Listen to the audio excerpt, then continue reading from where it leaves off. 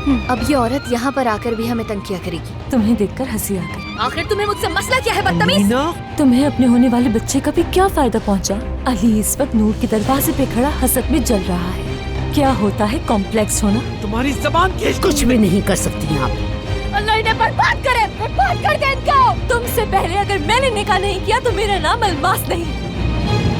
दरअसल एक आदमी, उसका नाम करीम संजगतार है। मुझे उसका माजी, उसका हाल, उसके बारे में हर एक चीज जाननी है बाबा। बेचारी हेरा, अपना हाल देखो जरा। मुझे अपने हाथों से तुम्हारी जुबान बंद करनी पड़ी। जब तुम अपनी आंखें खोलोगे तो मैं वो सब हासिल कर लूंगा जो मैं जिंदगी में हासिल करना चाहता था। जब भी घर का दरवाजा खोलती हूँ तुम सामने होते हो। ना मैं तुम्हारे बारे में सोचना चाहती हूँ और ना ही तुम्हें देखना चाहती हूँ अली। ये मोहब्बत बदुआ बन गई